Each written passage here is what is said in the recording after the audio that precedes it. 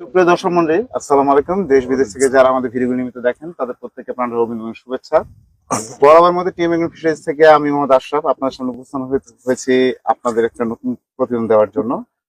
আমরা বাংলাদেশের প্রত্যন্ত অঞ্চলগুলি থেকে শুরু করে বিভিন্ন জেলা যে ঘুরে বেড়ায় কাজ করি এবং সেই সময় মাছ চাষিদের বিভিন্ন সুযোগ সুবিধা নিয়ে কথা বলি, মাছ চাষের যে সকল প্রতিকূলতা সেসব নিয়ে আমরা সমস্যা তুলে ধরার চেষ্টা করি। সেই সময় আমরা চলে আসছি খুলনা জেলা বাগেরহাটের কাছাকাছি চিতলবাড়ি। তো দেখেন আমি যেখানে আছি একটা নৌকায় এবং ঘের, সেই ঘেরের কর্ণধার একজন, এটা প্রায় 180 বিঘার একটা প্রজেক্ট এবং ভাই আছেন, মিজান ভাই আছেন আমাদের সামনে, মিজানুর রহমান ভাই, আর পেছনে যে বড় ভাই আছেন জসিম ভাই। তো দেখেন এই যে আমি ঘেরে আসছি, এখানে একাধারে অনেকগুলি প্রজাতির মাছ চাষ হচ্ছে। এক হচ্ছে পাঙ্গাস, দুই হচ্ছে আপনার দেশি যে আমরা বাংলা মাছ বলে থাকি সেটা, তার সঙ্গে আছে 3 ধরনের চিংড়ি, গলদা, বাগদা এবং হরিণা। এবং সবচেয়ে বেনিফিশিয়াল যে জিনিসটা আমরা মাছ চাষের সম্পর্কে যেটা বলে থাকি, যে অ্যাবস্ট্রাক্ট, যেটা তলানিবাসী, যেটা কিনা বিনা চাষের লাভ, সেটা ট্যাংরা প্রচুর পরিমাণে আছে। হ্যাঁ, নিসালাল ভাবে ট্যাংরা মাছ। আচ্ছা, এখন আমি প্রথমে মিজান ভাইয়ের কাছে জিজ্ঞেস করবো যে আসলে এই ঘেরে মাছ চাষ, এটা অনেকেই বলে যে আসলে লাভবান হয় না, বা কেন হয় না মনে হয়? হয় না, অনেকে নিসালাল ভাবে আল্লাহর উপর ভরসা রেখে ছাড়ে, তো আল্লাহ যদি বান্দার চেষ্টা করে খাবার কিন্তু দেওয়া লাগে, না হলে হয় না। বিনা খাবার তোর মাছ কখনো হয় না। দর্শক, একটা জিনিস যে আমাদের এখানে আসার উদ্দেশ্য আরেকটি, সেটা হচ্ছে আমাদের যে ফিড আমরা যে প্রোডাকশন করি, সেই ফিডের একটা বড় একটা অংশ, প্রায় 12টার মতো ভাই অর্ডার করেছেন। সেই সুবাদে আসলে আমরা যে প্রজেক্টে খাবার দিয়েছি, আমরা আসলে সেই প্রজেক্টে খাবার দেওয়ার মতো উপযুক্ত কিনা, সেই মাছটা সেই খাবারটা গ্রহণ করতে পারবে কিনা, সেটা আসলে আমরা প্রথমে যাচাই করি, তারপর সেটা কনফার্ম করি। আমাদের আসল উদ্দেশ্য হচ্ছে মিজানের প্রজেক্টটা দেখা, সত্যি কথা বলে দেওয়া, যেটা আপনাকে আমি কখনোই বলিনি এর আগে, যে প্রথমে হচ্ছে আপনার প্রজেক্টটা দেখবো আসলে সেই মাছের জন্য সেই খাবারটা উপযুক্ত কিনা, সেটাকে দেখবো। এবং আপনার যে মাছ এবং পুকুরে যে কোনো সমস্যা থাকে বা জলাশয় কোনো সমস্যা থাকে সেটাকে বলবো, তারপরে আমরা সেটা সমাধান করে তারপর আমরা খাবার দিব। কেননা আমরা যদি ফিড দিই, সেটা যে আপনাকে যদি কাজে না লাগে, তাহলে কিন্তু পরবর্তীতে আমাদের দোষ হবে। তো দেখেন এই ক্ষেত্রে কোম্পানিগুলি আমরা যেগুলি কাজ করি, যে ফিডের সংক্রান্ত যে কাজগুলি করি, যে খাবার দেওয়া, এই যে দেখেন আমরা প্রাকৃতিক পরিবেশে খাবার দিব, প্রাকৃতিক খাবার দিব।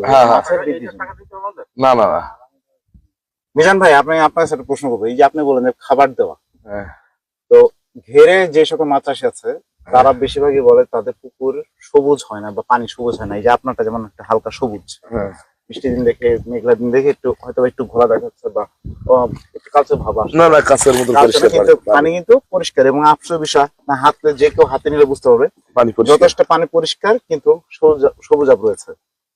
তার মানে কি এখানে প্রাকৃতিক খাবার রয়েছে। হ্যাঁ, এটা জব মাটি খাবার। এখন আমরা যে জায়গাটা অবস্থান করছি, এই জায়গাটার মধ্যে আসলে কি মাছ চাষ, এখানে কি মাছ চাষ হচ্ছে?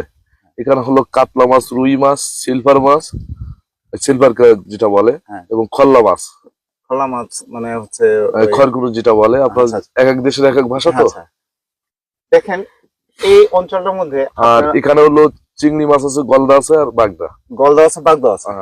আমাদের কি গলদা বা বাগদা দেখানো যাবে? হ্যাঁ, বাগদা ওইখানে দেখবো, টেস্ট করে। আচ্ছা, ইনশাআল্লাহ সেটা আমরা পরবর্তী প্রতিবেদনে একটা বিষয় দেখবো।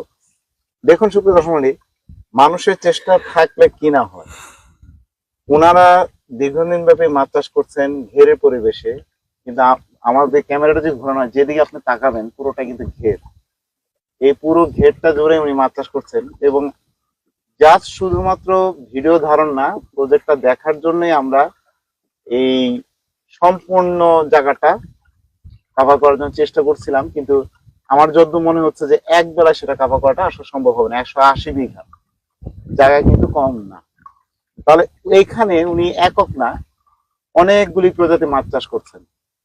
তো মিজান ভাই, আমি প্রশ্ন, যদি আপনি সঠিকভাবে পরিচর্যা করতে পারেন, মাছের খাবারটা যে ভালো কাজে দেয়, কি পরিমাণ প্রফিট আশা করেন? আল্লাহ দিলে 2-3 কোটি টাকা তো বেচা কেনা আসার কথা। এটা কতদিন? 4-5 মাস। 4-5 মাস। তো এই জিনিসটাই তোমার দেখেন, যে ন্যাচারাল পরিবেশে যদি মাছকে সুস্থ পরিবেশ দিতে পারেন, মাছকে যদি প্রাকৃতিক খাবারের সঙ্গে সঙ্গে যদি আপনি সম্পূরক খাবার দেন, ভালো মানের খাবার দেন, সঠিক মতো যত্ন করতে পারেন, এইরকম যদি স্রোত দিতে পারেন, বিশেষ করে আমরা যারা বদ্ধ পুকুরে চাষ করি তাদেরকে অ্যারেটার বা ভেঞ্চুরি দেওয়ার জন্য। এরকম ব্রিজিং হচ্ছে মানে ঢেউ চলছে, তার মানে হচ্ছে এখানে ঢেউর কোনো তারতম্য হচ্ছে না, অন্যদিকে পিএস যেমন চেঞ্জ হচ্ছে না, টিডিএস ঠিক থাকছে। এই ভৌত পরিবেশগুলি ঠিক রাখতে গেলেই হ্যাঁ। থাকলেই মাছ চাষ আমাদের শুভ দর্শক ভিডিওটি ডিভিয়েট হ্যাঁ, ওই বাদ এবং ওইখান থেকে এটা মাটি সতর্ক করার জন্য দিয়েছে ওরা। যে আমি একটি কথা এই যে আমাদের প্রতিবেদন সিরিজটি কয়েকটি পর্বে পজিশন দেওয়া লাগবে সামনে, এটা এদের দায়িত্ব। এটা শুধুমাত্র আমাদের এই প্রজেক্টের সঙ্গে এবং প্রজেক্টের কর্মকাণ্ডের সঙ্গে পরিচয় মাত্র। এরপর প্রজেক্টের নানান বিষয়গুলি আপনাদেরকে তুলে ধরবো এবং সেই সম্পর্কে সেই সাথে সাথে আপনাদের নতুন কিছু তথ্য দেওয়ার চেষ্টা করব।